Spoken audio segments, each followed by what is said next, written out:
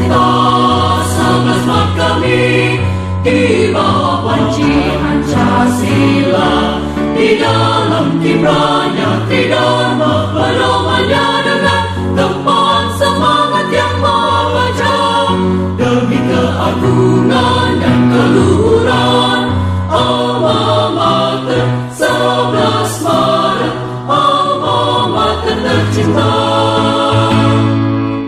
Universitas 11 Maret kami, tegakkan langkahmu.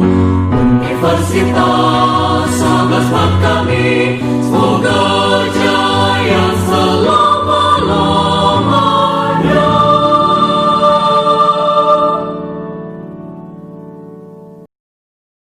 Assalamualaikum warahmatullahi wabarakatuh.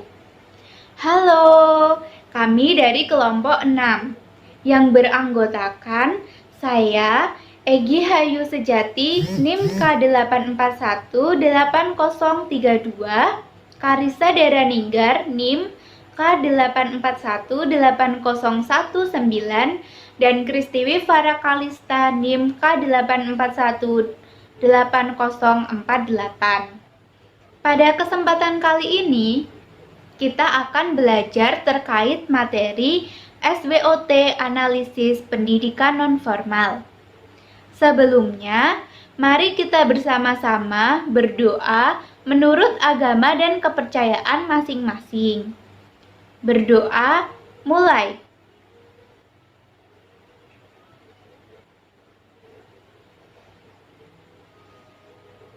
Selesai. Adapun tujuan pembelajaran dalam materi ini adalah peserta didik diharapkan mampu menjelaskan pengertian SWOT, fungsi SWOT, dan juga menganalisis siapa pelaku yang melakukan SWOT dan dapat memberikan contoh SWOT dalam pendidikan non-formal. Kemudian terdapat beberapa perangkat pembelajaran. Yang pertama, kompetensi dasar, yaitu menganalisis setiap komponen SWOT dengan benar.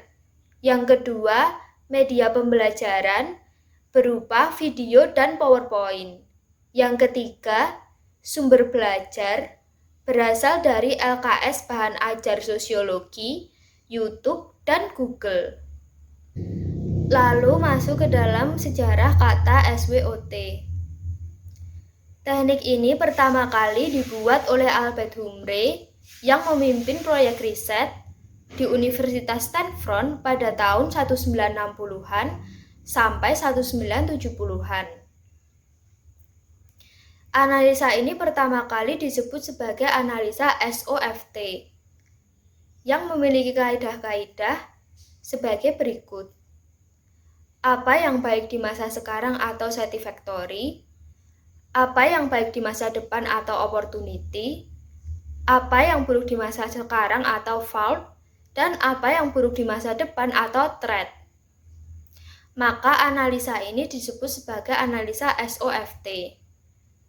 Namun pada tahun 1964, Andrik dan Orr mengganti kata F menjadi kata W, sehingga diganti menjadi kata SWOT. Selanjutnya, kita akan membahas tentang analisis SWOT. Jadi, SWOT itu diambil dari singkatan SWOT.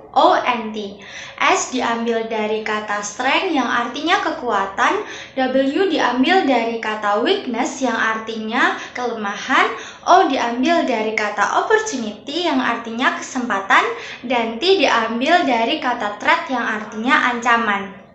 Selanjutnya, kita langsung masuk ke strength atau kekuatan. Yang pertama, pendidikan nonformal itu menjawab dan berpijak pada kebutuhan masyarakat. Dan pendidikan nonformal menyesuaikan budaya lokal masyarakat. Yang kedua, pendidikan nonformal itu bersifat fleksibel. Yang ketiga, terdapat anggaran pada pendidikan nonformal serta terdapat forum pendidikan nonformal di tingkat nasional sampai internasional. Dan yang keempat, pendidikan nonformal itu diakui dalam Undang-Undang Sisdiknas sebagai satuan pendidikan nonformal. Berikutnya, kita akan membahas weakness atau kelemahan pada program pendidikan nonformal.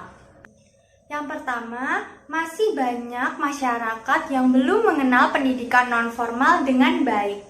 Dan yang kedua, masih banyak stigma-stigma negatif terhadap pendidikan nonformal. Berikutnya, kita akan membahas opportunity atau kesempatan dalam program pendidikan nonformal. Yang pertama, pendidikan nonformal itu bisa menjadi alternatif dari pendidikan formal. Yang kedua, pendidikan nonformal itu menjangkau seluruh pelosok Nusantara. Dan yang ketiga, mulai banyak bantuan dari dalam ataupun luar negeri terhadap kemajuan pada pendidikan nonformal. Dan yang terakhir, kita bahas mengenai threat atau ancaman pada program pendidikan nonformal.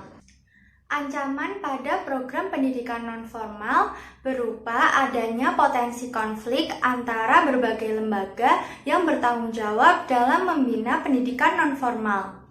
Dan adanya kesempatan bahwa pendidikan nonformal hanya dijadikan sebagai alat keuntungan saja. Selanjutnya, saya akan menjelaskan fungsi analisis SWOT dan contoh analisis SWOT dalam pendidikan nonformal. Yang pertama, saya akan membahas terkait fungsi analisis SWOT. Fungsi analisis SWOT 1. Dapat menempatkan perusahaan pada posisi strategis, sehingga di dalam perkembangannya akan selalu berada pada posisi yang menguntungkan. 2. Dapat menentukan strategi perusahaan, mengidentifikasi faktor-faktor yang secara sistematis digunakan untuk merumuskan strategi perusahaan. 3. Dapat meminimalisir ancaman ataupun menghilangkan dampak yang diakibatkan oleh ancaman lingkungan, sehingga perusahaan tersebut dapat dikontrol dan diawasi untuk kepentingan perkembangan perusahaan. Dan yang keempat, dapat ditujukan untuk mengetahui kondisi internal yang umumnya masih dalam kendali manajemen dan lingkungan eksternal suatu perusahaan yang umumnya sulit dikendalikan oleh manajemen. Selanjutnya adalah contoh analisis SWOT dalam lembaga pendidikan nonformal yaitu les musik. Yang pertama, strength atau kekuatan, di antaranya yaitu lokasi tempat les musik berada di pusat kota.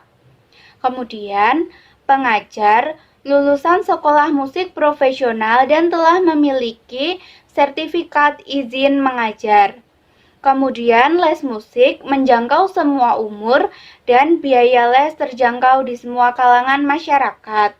Yang terakhir adalah memiliki keterampilan manajemen yang sudah mumpuni. Kedua yaitu weakness atau kelemahan. Di antaranya adalah memerlukan modal yang besar dan kurangnya reputasi.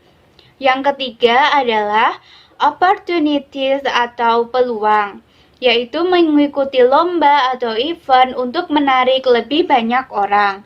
Dan yang keempat adalah threat atau ancaman, yaitu memiliki pesaing tempat les musik lain yang lebih terkenal. Kesimpulan dari materi SWOT analisis pendidikan nonformal yaitu pengambilan keputusan tentang pendidikan nonformal yang akan dilaksanakan sebagian ditentukan oleh perencanaan yang baik. Salah satu pendekatan perencanaan pendidikan nonformal yang dilakukan disebut analisis SWOT. Strength, weakness, opportunity, threat. Melalui analisis SWOT akan melahirkan program pendidikan nonformal yang realistik dan sesuai kebutuhan sasaran. Hal menarik dari materi SWOT analisis pendidikan nonformal menurut kelompok kami yaitu mempelajari analisis SWOT dalam pendidikan nonformal dapat membuat tercapainya pengembangan pendidikan di Indonesia hingga pelosok Nusantara yang dapat bermanfaat bagi masyarakat. Kemudian dengan didukung 3 dimensi pendidikan nonformal diantaranya yaitu pembelajaran, usaha, dan pengembangan masyarakat. Nah, teman-teman, sudah paham belum? Kalau kalian masih membutuhkan sumber lebih banyak untuk belajar mengenai analisis SWOT, silahkan membuka link dari sumber-sumber belajar di atas, bisa dari Google maupun dari YouTube. Nah, teman-teman, setelah kita mempelajari tentang analisis SWOT, hal menarik apa menurut kalian yang kalian dapatkan dari pembelajaran hari ini? Silahkan tulis di kolom komentar ya. Setelah selesai mendengarkan penjelasan yang kami paparkan, kalian bisa melanjutkan latihan soal dengan mengklik link di samping ini. Sekian video pembelajaran dari kami. Semoga video ini bermanfaat bagi kita semua. Bila ada salah kata, kami mohon maaf. Wassalamualaikum warahmatullahi wabarakatuh. Terima kasih.